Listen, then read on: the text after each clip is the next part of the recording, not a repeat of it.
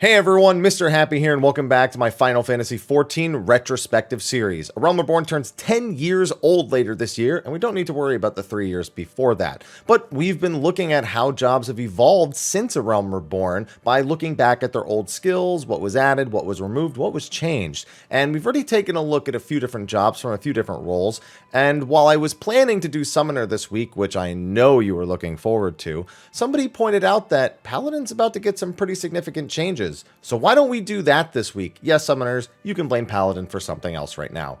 So we're going to be taking a look at every version of Paladin, all the changes, all the skills that they've had over the years, and talk a little bit about the job's history. Now, in order to do this, we're going to need some way to view those old skills. While I'm sure we could dig through some old forum posts or something like that, I've opted to use the Wayback Machine. It's a tool that's used usually to combat misinformation on the internet by allowing you to check archived versions of sites whenever they're updated. So I can use this to go back to a 2013 webpage and look at the skills Paladin had back then, at least as accurately as they'll be portrayed. We've had a little bit of issues with that, I will admit. That being said, if you want to check out the Wayback Machine, there is a link in the description, so be sure to give them a look.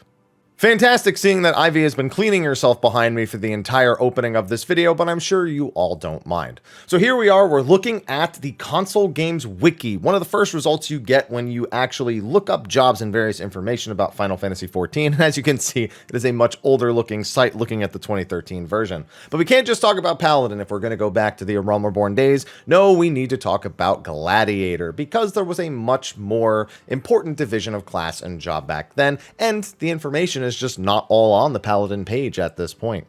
So Gladiator, of course, one of the starting classes, one of the two tanks along with Marauder you could pick, and of course, as it says, the most important stat for Gladiator is Vitality. As I said in the Marauder video, questionable. Strength was definitely more the way if you were looking to put out some damage.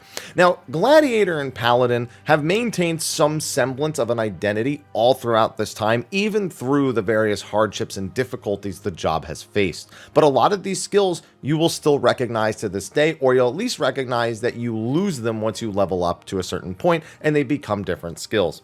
Fast Blade, Savage Blade, and of course we have Riot Blade and Rage of Halone. You have all the combo related skills, but nowadays a lot of that's just tucked to the side. The big difference, of course, is that Paladin had an enmity combo back then, and then they had their DPS combo. So you basically had to go back and forth between these things in order to maintain your DPS. But in A Realm Reborn, that's not even all the way true. And when we go through the skills, that'll make more sense to you. So of course, we are looking at patch 2.0. So we see Rampart, we see Fighter Flight, we see Flash. So one of the biggest griefing aspects about Paladin, and I don't mean they were griefing deliberately, it was just kind of a weird decision. Paladin had no physical damage AoE other than Circle of Scorn. They didn't have like a GCD spammable AoE back then. So instead, they used Flash. Now, Flash not only would increase the enmity on nearby enemies, making it your go-to AoE tool at least a couple of times to get aggro, but it would also blind them, which made it a form of mitigation, which was actually appreciated a lot. I notice it doesn't mention this here. Maybe it is a trait for later, but I know for a fact that it did do blind, because sometimes I remember tanks blinding bosses by using a single target flash just so they could avoid a few hits. Oh, how the times were different. Convalescence, increasing HP restored on yourself, fine. Riot Blade, which, you got Savage Blade at level 4, we have Riot Blade at level 12. Little bit of a higher potency, 30 potency higher, restores the MP, so would become your go-to if you didn't need enmity. So a lot of people would go about spamming that. Shield Lob, which is still there. Shield Bash, which I'm amazed has survived all of these expansions.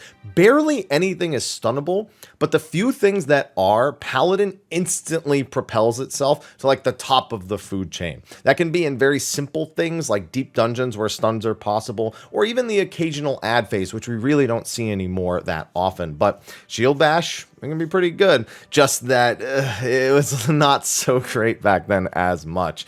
It did have the additional effect of the stun still, but of course, anytime you're going away from your rotation, it's a bit of a problem. The thing is, back then, moving away from your rotation and your burst window, it wasn't really as much of a factor. Yeah, people hated doing it, but it wasn't so strict and tight like it is now. So a tank stopping to use a shield bash was like, oh, thanks, you did that. I'm glad you did that, and thank you. Especially in places like Ifrit hard mode, where stun was a way to skip eruptions if you were fast enough. So sometimes you'd see tanks not even attacking and just waiting to see that cast bar, and then bam, shield basher the other stun on the enemy.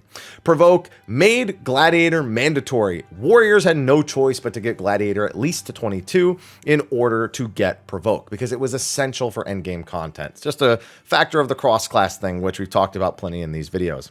Rage of Helone. Now, this is actually a pretty cool looking skill, and it was your third part of your Enmity combo. Now, the big thing about Rage of Helone that will come into factor later is that at level 50, you didn't have a third part to the DPS combo. So while yes, Riot Blade was useful for getting your MP back, you realistically were always going to be using Rage of Helone, which was your only three-part combo. There was no reason not to, so you were only ever using your Enmity combo, even for damage. And that created a bit of an issue with tanks in endgame content. You had to be a little bit more cognizant of the fact that Paladin operated this way.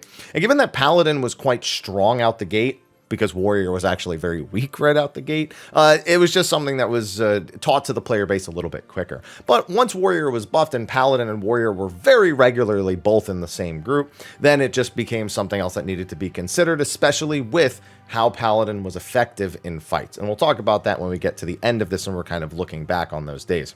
Now, Shield Swipe is a skill I actually still miss. Whenever you blocked an attack, you could, for a short period after, use Shield Swipe. And, you know, it dealt additional damage, could only be used immediately after blocking. And I don't remember, cast time instant cooldown 2.5. Yeah, it was a GCD, so yeah, you would just interrupt whatever you were doing with your GCD to throw out a Shield Swipe. And I know a lot of people still miss it. It is kind of a neat thing to think about being rewarded for blocking and being able to dish damage back out with that, or, you know, in this case, just the potency of 170. Yeah, Rage of Helone combo is 260. And also, almost missed this, reduce the target's strength. So it also made for permanent damage reduction on physical attacks, which is pretty cool. But the idea of, you know, this kind of matching the job and what the job's kind of, you know, sword and board fantasy feel was, is something we do not have as much nowadays. Now it's a lot more of a spellcaster, but I really did like the idea of this. And it kind of makes sense for the way the game is even designed today. You know, the idea of blocking and getting damage back out of it, I mean, that's literally perfectly in line with the way people want to play the game now. So something like this returning wouldn't be a bad thing, I don't think. I'm actually surprised Paladin never got a skill that was kind of like Vengeance, but for their blocking. It's just something that you see in other fantasy RPGs, and I wouldn't be surprised to see it one day come back. Awareness, reduces chance of suffering critical damage by 25%. I believe that gets changed to 100%. Reduction at some point. I'm pretty sure I mentioned that in the Marauder video, but an old skill that was actually really, really good for very select fights and completely useless for most of them. So kind of swung back and forth. Sentinel, classic, not much to say. Tempered Will immediately cures blind and heavy while preventing knockback and draw-ins. Yeah, knockback resistance wasn't something that was so readily available way back when. So Tempered Will, Paladins having that, was actually a great strategic advantage at the time. But it is one of the reasons why a lot of people wanted knockback resistance on DPS and on healers, because realistically, in some ways, they needed it more. But being able to use this to disallow bosses from being repositioned, or to be able to place yourself someplace that was more risky in order to keep a boss in a location or to keep damage going, very useful, even though it was on a 3-minute cooldown. Bulwark just, you know, increases block rate. Funny thing, and I'm going to jump ahead a little bit, this was removed and is actually coming back in patch 6.3, but it has been reworked. I wonder if it's like Vengeance, where you block, but your blocks also deal damage back to the opponent. I hope it is. That's like a job fantasy thing I really want for Paladin that we just don't have. And Circle of Scorn, which still works pretty much the same. Now, looking over at traits, before we look at Paladin, here it is, adds the blind effect to Flash. Yep, there it is. I knew I wasn't wrong. It's crazy to think that Rampart actually started at under 20%. I believe it's only 10% until level 14. When do you get it? You get it at 2, and it gets a trait to upgrade it by 14. It's like, why? Like, group content technically begins at level 10, but it more effectively, you know, actual dungeons begin at 15 or 16. So why wouldn't you just make it that way the whole time? And then, the blind isn't until level 20. Fighter Flight being 30 seconds was level 28. Convalescence gets buffed at 32. The stun for Shield Bash goes up to 6 seconds at 36. That was really good. The Rage of Halone strength reduction gets boosted to 10%, so it's even less physical damage coming out of enemies. Extends awareness to 25 seconds, and Sentinel went up to 40%. That's some big damage mitigation. But that's just Gladiator. We do have to look at the Paladin skills themselves, so we just had a few things. Sword Oath and Shield Oath, baby. We had tank stance and we had offensive stance. And funnily enough, while you might think that Marauder and Warrior would have done this first, if you watch that video, Paladin was the first of the tank jobs to have both a defensive and an offensive stance, and is the reason why Warrior eventually got Deliverance in Heaven's Ward. However, odd decision by the developers. Sword Oath is your offensive stance. You get that at level 30. And then Shield Oath, your defensive stance, you got at level 40. Whereas Warrior got Defiance, their defensive stance, at level 30. The big thing is that defensive stance is a huge amount of damage reduction, enmity increase, and was just overall a good thing to have as a tank. Now, yeah, did we eventually try to minimize the use of it? Sure. But imagine being a new player. There's such a substantial difference at level 30 between a Warrior and a Paladin, because the Paladin will do more damage with auto attacks, and the Warrior will take less damage, have increased enmity, and have the increased health, plus they'll have all the effects they have from their gaining their stacks like they had in 2.0. So this was really jank. Them having Sword Oath at 30 just made for an actual difficult time from 30 to 40 until they actually got Shield Oath, because you could just never trust the quality of a Duty Finder group, and it just made it a harder experience than Warrior. Cover has had a tumultuous history. Takes all physical damage intended for another party member for 12 seconds. Can only be used when the party member is 6 yalms or closer. So yeah, they need to be close. It's a 2-minute cooldown. It's not based on any gauge because we didn't have it back then. And actually, Cover was so insanely good in A Realm Reborn. There were so many places you could use it to completely negate boss effects and eliminate DPS needing to do mechanics. Most notoriously, I think, is turn 13. The initial fight against Bahamut Prime, you could cover one of the DPS that was doing the wing effect, and they just wouldn't take any damage. Now, I believe, if memory served, they still placed puddles down. Actually, did they? I don't know that they did. No, they had to have. They had to have also placed puddles down. I gotta find footage of the Paladin cover. But Paladin cover on one of your 2 DPS during that phase was so good. People did it all the time. And there were a lot of things. Now, I will say, what remained popular about cover, and the only place you really see cover nowadays, is still whenever a DPS takes like random damage from an attack. That's, in this case, dealing physical damage way back in A Realm Reborn. But still was a lot more applicable back then than it is now. And it's also because it was just separated from gauge and wasn't like a consideration against anything else. Another change I would like to see them make in 6.3. Spirits Within, off global damage. Now, of course, we have Expatian, which is the AoE version. But potency decreased as HP decreased. This was always weird. This felt like a leftover from Final Fantasy XI, because that's how it worked in Final Fantasy XI. Now, that's not the only place it's from, and that's not the only place it's worked like that. But it felt specifically, going from MMO to MMO, that's the reason Spirits Within worked that way. Obviously, we don't have to worry about that now, but that survives for a very long time. And Hallowed Ground. What else is there to say? Hallowed Ground, one of the most classic abilities that has just only ever had its like cooldown changed, or I don't even, is it 6 minutes now, or is it still 7 minutes? I guess we'll find out later in this video, but it's a classic. Even though it has such a long cooldown, it's been so useful for outright skipping mechanics, for completely negating mechanics, to saving runs, so many things it's been useful for. And, that was still true back then. Now, for cross-class skills, got to remember that Paladin required Gladiator and Conjurer, which meant they were somewhat of a spellcaster. They kind of could, but it wasn't very good. Like, your Paladin could bring Stone Skin on themselves, which wasn't the worst. I saw plenty of Paladins who did not trust their healers casting Stone Skin on themselves, like in dungeons and raids. I have seen it, or to try to save runs. Let's say like your healer, one of your healers is dead and a DPS is targeted by something. You could manually cast a stone skin on them just to try to help out. You saw that a lot with very proactive paladins. Raise for outside of combat. They could not combat raise because they did not have a passive for it like the other ones did. Protect, sure. If they wanted to bring protect so the healers didn't have to, cool. And cure didn't really do a whole lot, but sometimes spamming it was good. More often you saw some of the stuff towards the end, like Foresight, not a very good defensive cooldown, but an extra defensive cooldown. Skull Sunder you pretty much never saw. Sometimes I think people used it for snap aggro and melee range, but I think that you saw DPS do that more, like if a Dragoon was trying to save the run by pointing a boss in a certain direction. Fracture, you very rarely saw a Paladin take that just because it was so TP intensive, and it's the same for anyone who was trying to cross-class Fracture. It was very specific circumstances where you could even use it effectively. Bloodbath was a gimme, healing on your attacks as a tank. That's, no one's going to question that. And Mercy Stroke, same deal. You land that killing blow, you get the heal, but either way, it's more damage towards the end.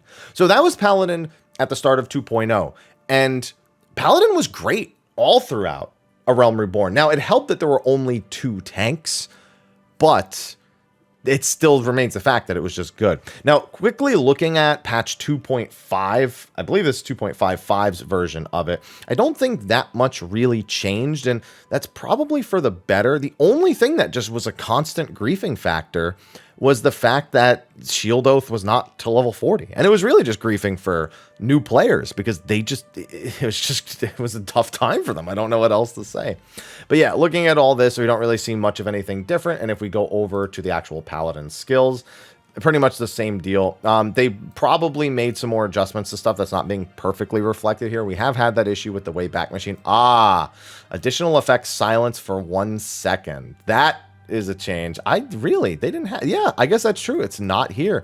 Yeah, they added a silence to Spirits Within at some point. I did remember that, but I thought it had it the whole time. I didn't think it was something that they got eventually.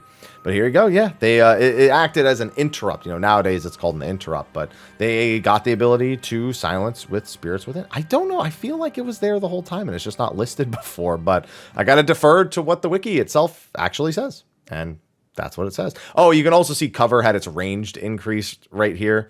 So that was very nice. It was 6 yalms, now it's 10 yalms. So they did a lot of range adjustment style stuff back then. So that's not much of a surprise. But yeah, that extra silence, it was nice. It was nice having a silence that wasn't just on the ranged fizz, or I think Scholar had one back then as well. But yeah, there it is. And that's A Realm Reborn, Paladin and Gladiator. So now we get to jump ahead to Heavensward. All right, so Heavensward is where Paladin started to have things a little bit rougher. Now, the fact that there were only 2 tanks in A Realm Reborn helped Paladin a lot. And while there were certainly more optimized ways to play Paladin, for example, Paladin is actually the ideal off tank in terms of damage outgoing. And then, of course, having things like cover. So you regularly wanted a warrior main tanking and a paladin off tanking so they could stay in Sword Oath, since they were the only one with an offensive stance. Moving into Heavensward, warrior got an offensive stance. Dark Knight was introduced. Dark Knight had its own niche, had its own things that it was trying to do. And Gladiator and Paladin just kind of fell to the wayside. We started seeing lots of magical tank busters, lots of magical room-wide AoEs, and a major weakness was unveiled about Paladin. It was the physical damage tank, whereas Dark Knight was the magical damage tank.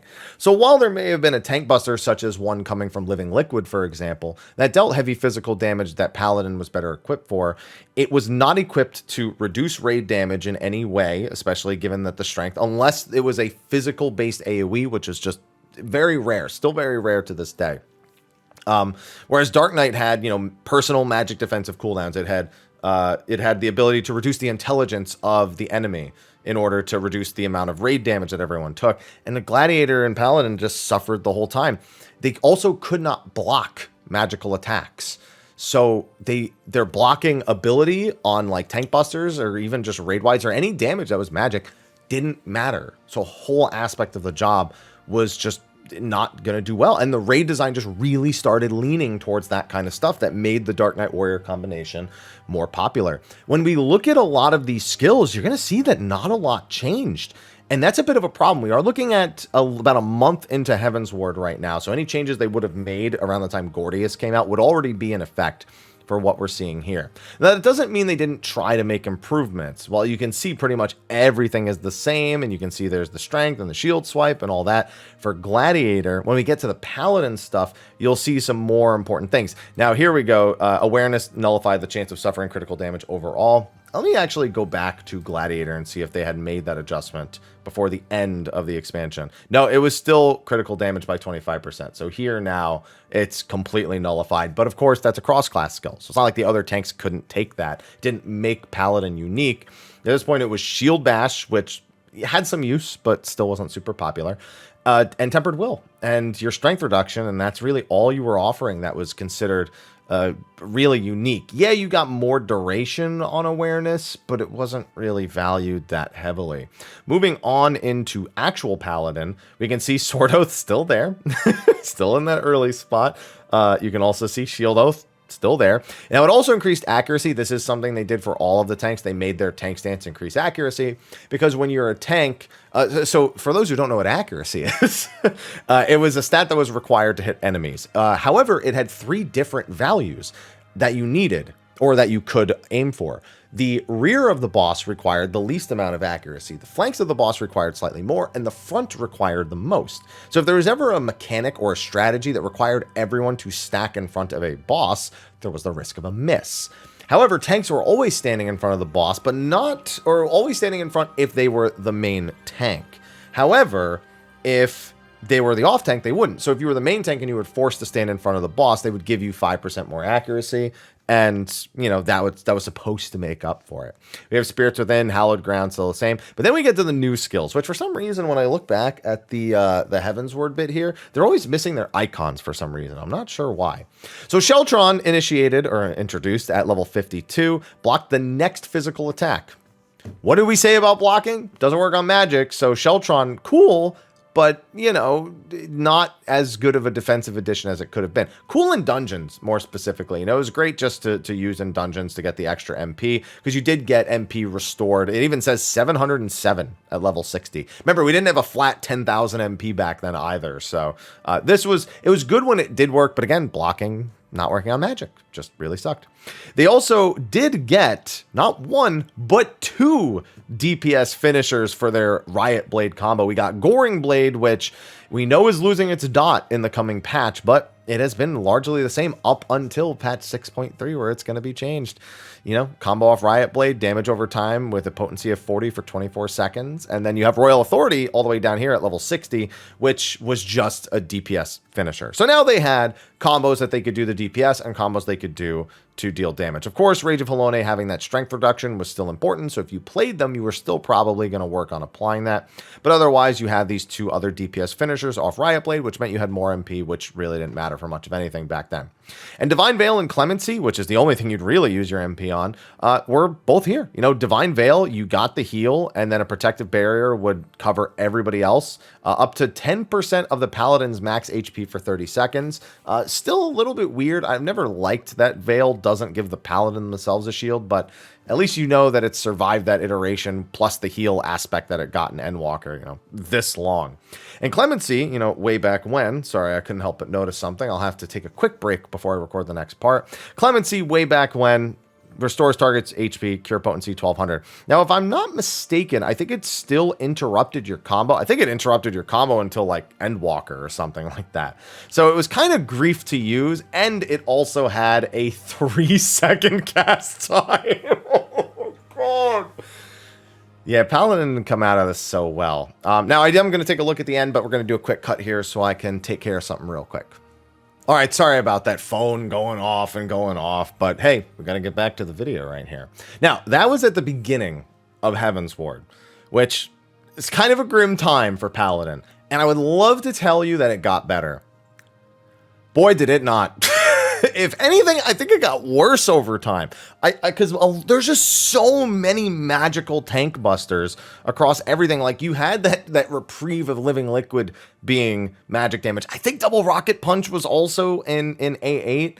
And then you have like a couple of things here or there. I think Sephiroth, for example, was very, very popular. I think Zervins was also maybe but it just wasn't enough to make people view Gladiator and Paladin as anything more. So even now, when we're looking at the end of Heavensward, Unfortunately, you just don't see anything that would fix those issues in a substantial manner. I mean, everything is identical here, down to everything. It's just all the same. For some reason, this got reverted back to 5%, even though, you know, we know that it gets this and it gets the 10% and it said it in the other page. Like I said, sometimes the weirdness of the consistency of these pages was so strange way back when. The Wayback Machine. And then going over to Paladin, again, we won't really see much in the way of substantial change. Now they have icons next to them, at least. Blocks the next physical attack, potency over time, Veil, Clemency. It was rough, man. It was a bad time. That whole expansion, I think both Monk and Paladin were just griefed. Both by Dark Knight, oddly enough, and by just the inconsistency in design. I think this is the only change that was really made. Weapon delay now affecting the damage output and the potency going up. Like, it wasn't like you couldn't bring a Paladin. It wasn't like you were griefing yourself. But the design itself of the fights was so out of tune with Paladin. It was so bad, much better designed across the board for Warrior and Dark Knight combined. So, did that change in Stormblood? Because after a whole expansion of Heavensward, Paladins were pretty sick of it. Fortunately, there was a bright future in Stormblood. All right, now that we're in the Stormblood, we get to use the official Final Fantasy XIV job guide site, and this is an update that was as of August 8th, 2017. That's over a month after, so they didn't get a patch like 4.05 adjustment, I suppose. Yeah, because I think that released at like end of June, like I think maybe July 3rd was the official release date or something, or maybe June like 26th or something. But either way, fortunately, this also gives us all the adjustments that they made from the end of the last expansion of Heavensward into this. And for example, you get to see they nerfed Fight or Flight, and nerfed its duration, but also reduced its recast. This is where they started kind of leaning into 1 minutes and 90s and 120s and really trying to nail the balance down. Obviously, we've gotten to where we are now, but it's still a little weird. Obviously, we also lost cross-class action, so this pops up a bunch now exclusive. Doesn't really mean anything. They also buffed their enmity generation a great deal on Flash, on Savage Blade. Riot Blade had its potency increase, is available a little bit early, and you do see a lot of that. They started trying to make room for new things, so you see some skills being pushed back. Getting Flash at 6, not like it's that much of a change. It's still really a dungeon thing. You do use it in the Guild Hest, but still. Riot Blade 2, not really that much of a change. All the enmity effects being increased. Rage of Halone, they got rid of the strength reduction aspect of it and buffed its potency. We saw the reduction of a lot of that stuff. While I believe we still see things like slashing resist in Stormblood, I should know because of the recent retrospective videos, we saw the removal of stuff like reducing intelligence and reducing strength, which, like I said, was a major pain point with Dark Knight. They were reducing intelligence, which was something Monk did and something that more people benefited from than reducing the strength with Rage of Halone. So that being gone and everything being equalized was a big boon to Paladin by just removing stuff. Shield Swipe still here, and the big change, Shield Oath, now level 30 instead of 40. 2 whole expansions before they fixed that particular problem. Ugh. Don't know how that went, but it was what it was. And then Sword Oath was 35, so cover wasn't even 35 anymore. That got pushed all the way back to 40. But at least you had them both. And, this was so much better on players in general. It just needed to happen. And accuracy was gone, so it no longer needed the chance to hit the accuracy increase. Sentinel, 38 unchanged. Cover now has, acquired at level 40 and also included magic damage. Big thing, blocking worked on magic damage now. So on top of the strength and int reduction types things being removed, they can now finally block magical attacks, which made a lot of their skills more useful, and Paladin very regularly not criticized in Stormblood. Outside of maybe, I think, you know what, now thinking back, Paladin might have been one of the higher DPS options tank-wise, too. I don't remember if it was Stormblood or Shadowbringers where Paladin actually was an overall DPS powerhouse, just not a burst damage powerhouse. Might have been Stormblood, but either way, most of the reasons to not bring one were eliminated at this point. It was considered a perfectly normal thing to have Paladin as one of your 2 tanks and wasn't perceived by the community to be actively griefing, even if it never really was. Spirits Within, the silence was removed, but it still has the potency decrease. I don't know why. I know why the silence is removed, because we're going to get into the class or role action soon, but this survived so long. Bulwark, unchanged. Total Eclipse, new action. And AoE, good news. As a Paladin, by level 46, you had an AoE that dealt damage. Like, and this still happens. I don't know what it is. Like, Paladin just always got things at weird levels. Like, why 46? Why only Flash until this level? It's I don't know. It's weird. It's making me mess up my hair. Circle of Scorn, unchanged, you know, at least you still have that. Hallowed Ground, unchanged. And now Sheltron includes magic damage, activation cost added because we got job gauges at this point, and recast time reduced to only 5 seconds. It was only, you know, it's 50 oath gauge cost. That's the big thing. Still how we're used to Holy Sheltron being now, but this was kind of the beginning of Sheltron being amazing. Because it was really, really good now with how consistently you could use it and it working on magic damage. Goring Blade just buffed across the board. However, they buffed its potency but reduced the duration. This is also in a phase where they were trying to condense damage over time or heal over time effects, at least where they could. Other ones they extended, but, you know, for Paladin, they decided to reduce it, which I think was a good plan. Divine Veil, unchanged. Clemency. Oh, one thing I missed at the end of Heaven's Ward, Clemency didn't remain 3 seconds the whole expansion. It went down to 2 seconds eventually, and now down to 1.5 seconds, so you could properly weave something in between it. However, believe it still canceled your combo, which is griefing. I don't know why that survived so long. Royal Authority, just buffed. You know, combo action changed from Savage Blade to Riot. You know what? I forgot. Royal Authority was not off of Riot Blade. I said that earlier. It was off Savage Blade, yeah. What a weird job, man. what a weird job. Intervention was introduced here. Gave you another option, something other than cover for your gauge. Now, was cover gauge at this point? So cover was not gauge at this point. Intervention was gauge, but cover was not, which is another reason why cover was still so very good. And on top of that, you took 20% less damage when you covered someone. So, and I think you might still be that way today. I don't know. I haven't played Paladin a bit. We'll see later on. But yeah, Intervention or Sheltron being your 2 choices for gauge made it, you know, easy. You either helped a teammate or you helped yourself. So if you were off tanking, you threw Interventions out. If you were main tanking, you threw Sheltrons out. Still largely the same now, although there's a lot more like dual target tank busters and reasons to use Sheltron on yourself, you know, during certain things. So a little bit more of a decision, but realistically, cover is just that was a decision. Holy Spirit, you know, they added this. Shield Oath bonus increased Oath gauge by 20. I forgot it did that. It was still tank stances at this point. So if you casted Holy Spirit in Shield Oath, you got 20 gauge. Man, okay. I had completely forgotten about that. Now, they did also get Requiescat alongside Holy Spirit. It potency decreased as MP decrease, so you wanted to be at max MP for the damage. But that's not it. You needed at least 80% of your MP in order to even trigger the Requiescat effect. Increased attack magic and healing magic potency by 20%. Didn't reduce the cast time. Didn't do any of the other fancy stuff it does now. You were just committing to casting, you know, Holy Spirits, 5 Holy Spirits for the next amount of time because it was gonna take, I think Holy Spirit was exactly 2,000 MP. So you needed 10,000 to safely cast all 5 of them. And yeah, another really annoying thing that still remains to this day that I don't know why they've allowed it to remain. Paladin has different speeds for their GCD, depending on whether they're using a physical GCD or a magical one. Because Paladins aren't putting spell speed on their gear, they're putting skill speed, which doesn't affect Holy Spirit or Clemency. And this became a really noticeable problem now that Holy Spirit was a part of your, you know, 1 minute burst window. Every Requiescat, you wanted to cast these, you know, Holy Spirits for the next however many seconds, which meant you had a mix of like a 2.5 second GCD and usually something like a 2.47 or a 2.44. I don't remember the exact number they used back then.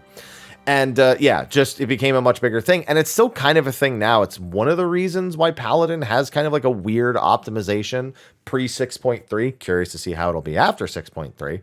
But yeah, I mean, this at least meant you got a ton of Oath Gauge with Holy Spirit. I do remember tanks knowing a mechanic is coming, knowing they wouldn't have enough Oath Gauge by the time that they actually got to the mechanic, and just hard casting a Holy Spirit to have enough for an intervention or a Sheltron. So it had its applicable uses, but realistically, you know, this wasn't like a super exciting thing. Most people weren't going nuts for this. It was just, okay, you know, let me just make sure I'm using Gauge so I don't overcap on Gauge when I have to cast Holy Spirit.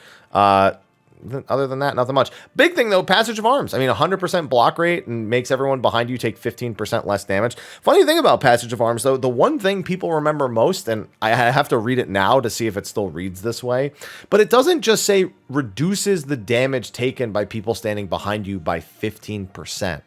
For some reason, and this is, I think, also maybe Sheltron said this. One of the others, Cover said this also. Instead, it says party members will only suffer 85% of all damage inflicted. Like, it's saying you're taking 15% less damage, and every other skill says it the other way, but for some reason, Cover and Passage of Arms said it this way.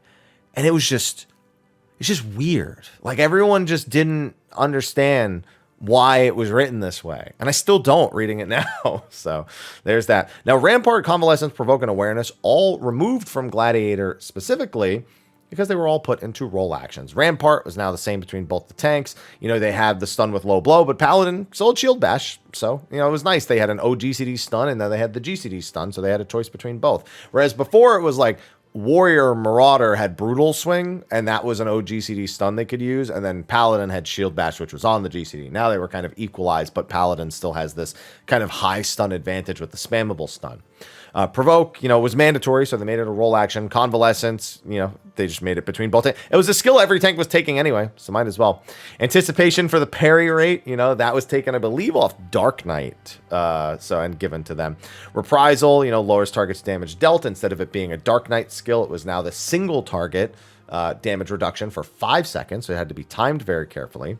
Awareness, again, like I said, moved into this. Interject, and this is why Spirits Within no longer had a silence, because they had a role action silence. Ultimatum is the AoE Provoke, useful in very set situations. And Shirk, which is still popular today, diverts 25% of enmity to target party member. Now, of course, they did have some trait changes as well. Oath Mastery, which was their new job gauge, which was only used on Sheltron, and Intervention. Increased Oath Gauge by 5 every time an auto attack landed. Yeah, that was interesting. Or an attack is blocked when under Shield Oath. So yeah, Sword Oath for the consistent Oath Gauge increase was definitely the more popular thing. Divine Magic Mastery halves MP cost for all spells while preventing casting interruptions via damage taken. That was to make it so that you could actually cast Clemency or Holy Spirit without being interrupted when you got Holy Spirit at 64. Because prior to that, you could be knocked out of them if you got hit hard enough. So you just have your casting interrupted. Yeah. Another weird thing for Paladin back in Heavensward, because they could have their Clemency interrupted. Not anymore after 64, but still. And Enhanced Cover, reduced damage received from a covered player by 20%. It's a lower number at lower levels, but at 66 it became 20%. So, and all their other traits that were just kind of nonsense, like the enhanced fight or flight and convalescence and shield bash and all that stuff, was all removed. But yeah, then we had the oath gauges, and it was a new phase for Paladin. It was just a much better received job at this point. It had a proper tank stance at level 30, but it had a damaging AoE even if you had to wait till 46. You had all the different DPS combos, you had the utility, you had Divine Veil, you had Passage, you could block magic now. You just didn't see as much complaining about Paladin. And some people still didn't really like some aspects of it. I know Requiescat definitely got a bit of flack for the way that it felt to use these holy spirits, especially in a case where you were going into a Requiescat and a boss required movement. You're a tank. You got to move the boss. You got to move the boss. You're not like a job that can very often just sit still and do whatever. So that I remember causing quite a bit of issues, which leads to some of the changes that come later. But I mean, hey, it was way better here. Way better received, way more used, way more consistent. And you know what? That was how it would continue to be going into Shadowbringers. Now, real quick, before we get into Shadowbringers, let me just quickly look to see if we saw any other major changes at the end of Stormblood. I got a little ahead of myself because it was just you know, whatever. It was just classic. It worked. You know, I forgot to mention that Shield Swipe had this pacification effect because it really didn't matter 99% of the time. I could have mentioned that way before, but I didn't because I forgot and I was reading past it. And much like Paladin, I'm trying to block the passed out. So look forward to 6.3, guys. Looking forward to it. I don't think anything else really changed at this point. Just looking through the skills, maybe there's a potency change here or there. But, you know, Oath Gauge cost, Clemency, Intervention, Holy Spirit with the 1.5 seconds and the gauge increase and the Requiescat with the MP decrease. And yeah, I mean, it's crazy to me how often Paladin just goes entire expansions without major changes. Or like the changes they do get are there and they help a little bit. Like there might be an MP cost or it might be, you know, a small potency to balance things out. Like I'm sure if I go back to the other page, there are some differences here from what we were looking at before in recast or use. Like let's see, maybe Royal Eclipse. It's 110 TP here. Was it still 110 TP back then? Any day now. Where'd it go? I went right past it. It's 46. Wait, is it not listed? Is the cost not listed? What the heck? It's okay. Another thing that we can definitely see changed. The effectiveness of this site at least gets an update between the two. I think I mentioned that in one of the other changes. I know with the role actions, they made more of them available at once later on. But other than that, I think all of the effects remained largely the same. They might have extended a duration here or there, but at least the core identity of Paladin remained the same throughout all of Stormblood, and it just did really well. So now let's look at Shadowbringers. Like I said we were going to. Oh, we got this cookie policy here. And fortunately, again, we get to see all the revisions. You know, now they have PvP actions and stuff. So we're looking at July 30th, 2019, which is less than a month after Shadowbringers had actually come out. So these would not be 4.05 changes, maybe 5.05 changes. They would maybe be 5.01 changes, but it still gives you the rough idea. You see potency increases, and you see a lot of those. We saw a ton of potency increases across the board in Shadowbringers. Riot Blade now being level 4, down from level 10. Potency increased massively from 240 to 300. Nutso. However, the Restore MP required a trait learned at level 58. I forgot about that. I think that's because that's the first place. I think it's because they no longer have Flash, so their MP is useless until that level. And looking at Total Eclipse being level 6, yeah, I'd say that was probably the reason. So yeah, now they had the first part of their AoE combo at level 6, bright and early. Shield Bash still here, now acquired at level 10. And of course, the tank stance being level 10, but no longer was there the dancing between stances. You just had your tank stance. That was a big thing. You know, Paladin especially struggled with the whole tank stance versus offensive stance problem in a different way. They had Hallowed Ground. They had a ton of defensives. They were able to really make use of Sword Oath, but Sword Oath just being your auto attack damage made it a little bit weird because you were just on single target bosses. Yeah, I mean, that extra auto attack damage was massive. Like people underestimated the auto attack damage on that constantly, but it just made for it wasn't as exciting as the other tanks' offensive stances, which were more actively offering them things in places like dungeons, for example.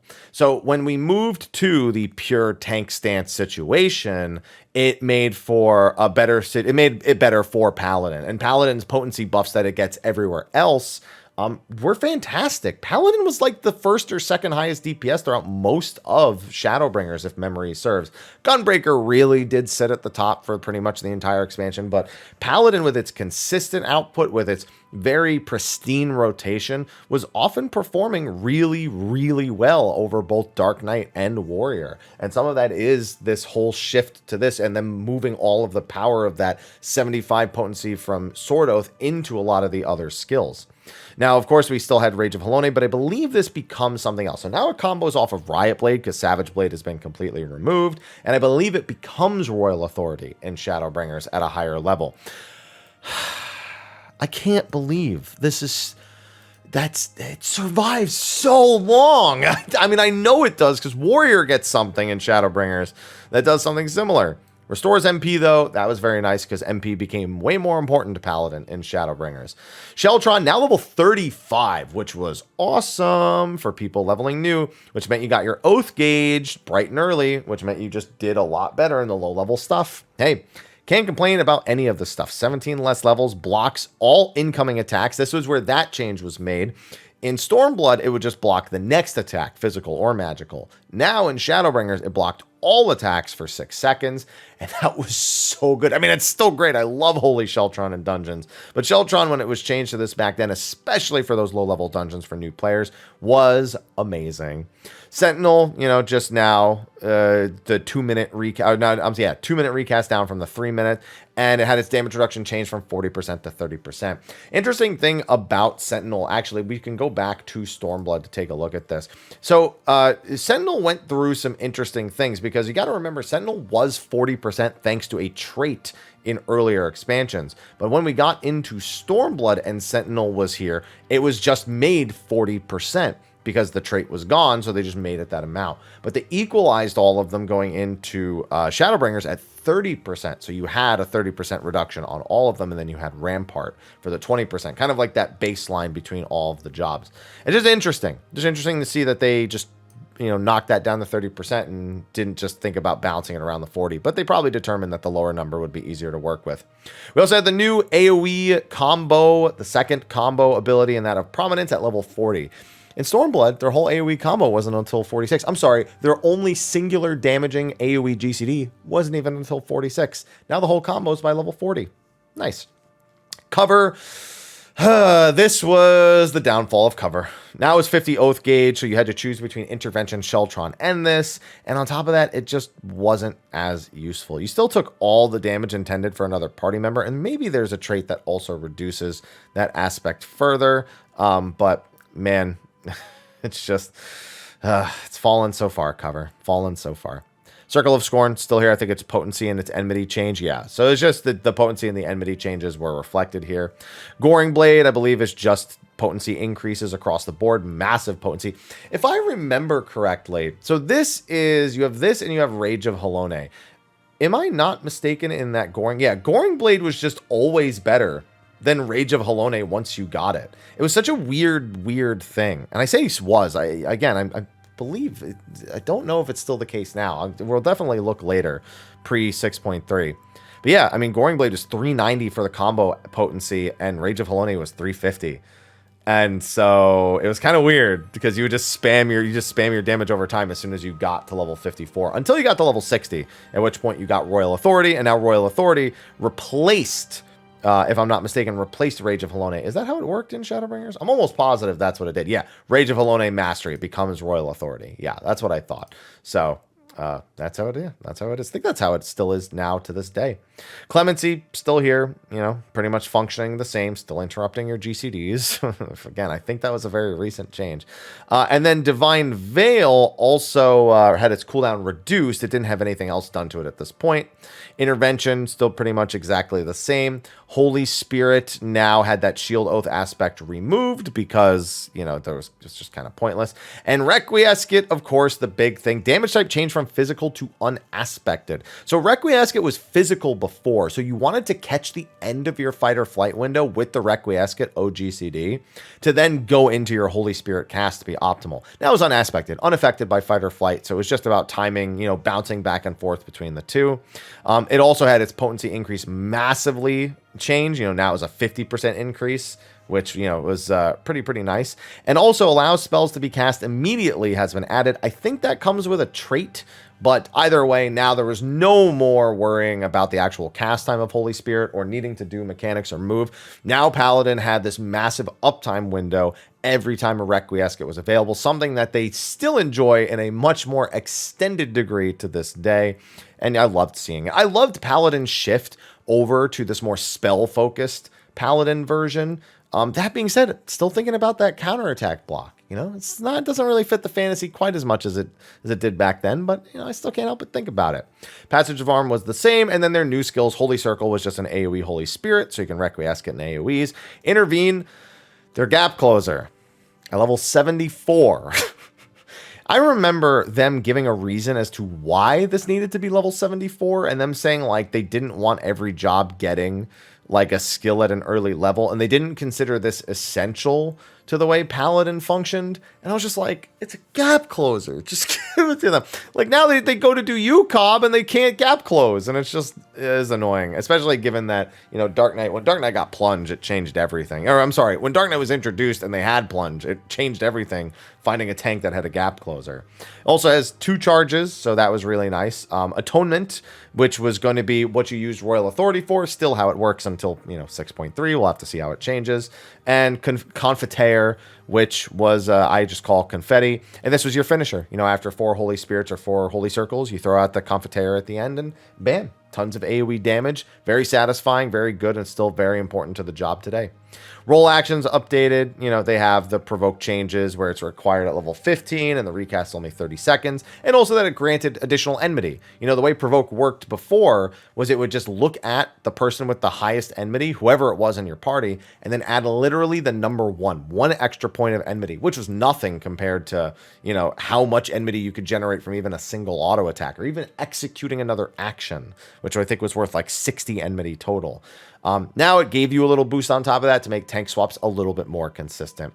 Interject, now an interrupt instead of a silence. You know, they just removed the whole silence feature, so you can keep something silenced for a period of time. It was just to stop the skills that had the flashing bars like it is now. Reprisal, this was still single target, was this AoE? No, this was no radius. Yeah, this was still single target here. Now acquired at level 22 instead of 32. Arm's length. Yay! Remember, Tempered Will, I believe, was gone at this point. Yes, it was. As was Bulwark. Will be returning. Arm's Length. What else can you say? Now, I want to put out a little PSA to any tanks out there. Yes, Arm's Length is great for the fact that it prevents knockbacks. And that's what you'll use it for 99% of the time when you're doing serious endgame content. When you are doing dungeons, please do not forget slow plus 20% when barrier is struck. It is a massive damage reduction tool. So, please do not skimp on using it. Every experienced tank will tell you this with dungeons. Please use Arm's Length, at least after level 32. And then Shirk, which is as it was. Their traits were updated, of course. You know, now they just only gain their Oath Gauge on auto attacks. So, you know, that was, they didn't have Shield Oath anymore, so the whole blocking aspect. Still, I think it would have been nice if it was 5 on each attack and 5 when you block and have them both at the same time.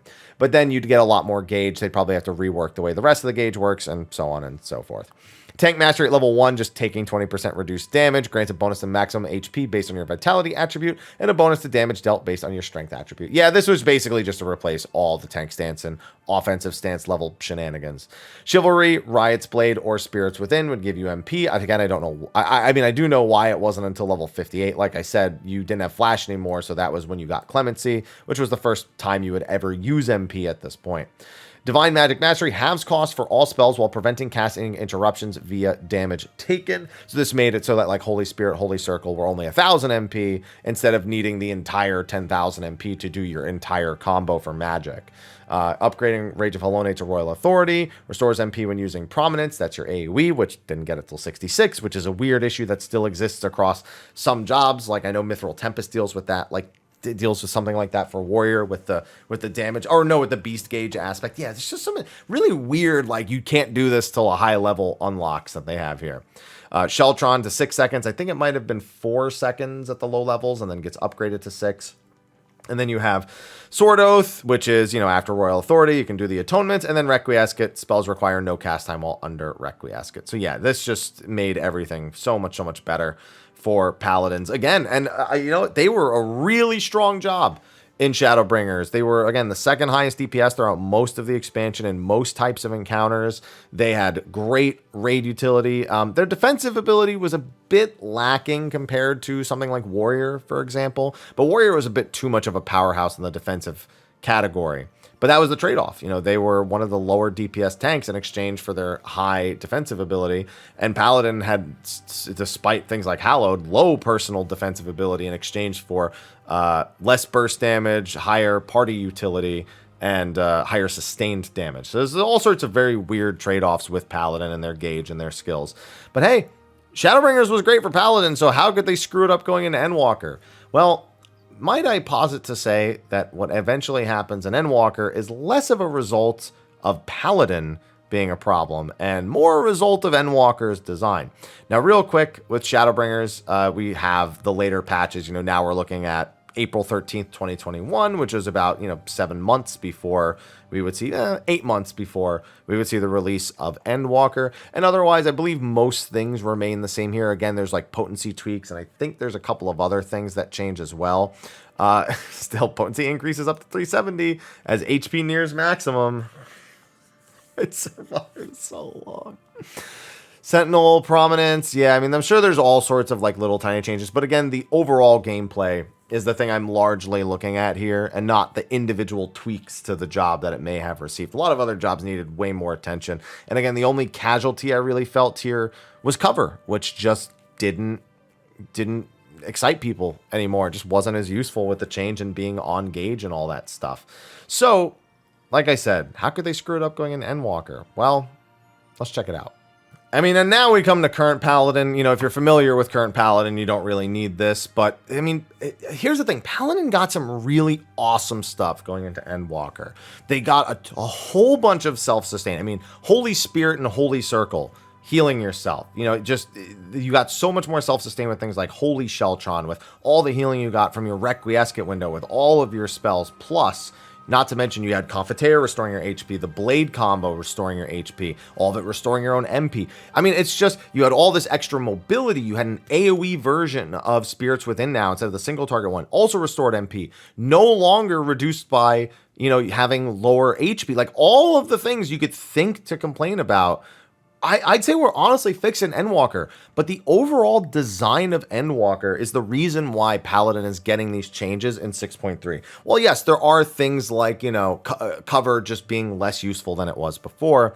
The whole 2-minute buff window thing made Paladin really, really awkward to play, because the game is focused around burst damage now. And Paladin was still designed without any of that in mind. It was still about following this perfect rotation, dot, Royal Authority, do 3 atonements, dot, go into sword combo, and, do your whole sword thing.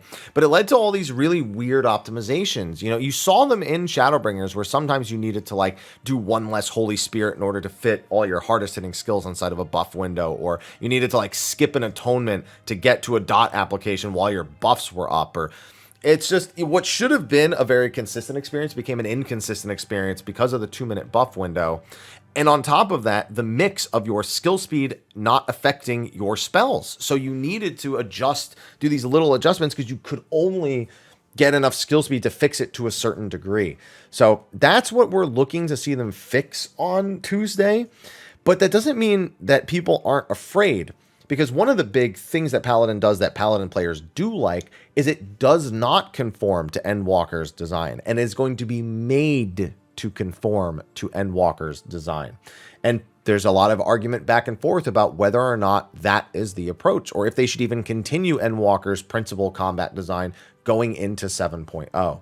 Paladin is going to be the centerpiece of a lot of talk in the coming weeks, from people who have never played it before and are trying it for the first time, to people who are career Paladins who very likely might be giving it up after the changes if it's just not what they got into in the first place. And that's a whole nother discussion that maybe we need to have in a separate video about job design and when it's safe to actually have a main versus not. It's been a discussion in our weekly Q&As, and I think that it might warrant its own individual discussion after we see the Paladin changes and how they impact the job going into 6.3, both in Ultimate and in Savage in 6.4. Anyway, that is our retrospective on Paladin for Final Fantasy XIV. Hopefully you've enjoyed this little back and forth going from the beginning of A Realm Reborn all the way to Endwalker and seeing just how Paladin has been gifted and cursed all along the way. With that, thank you for watching. Be sure to like, favorite, subscribe, and share, and I will see you in the next video. Until then, take care.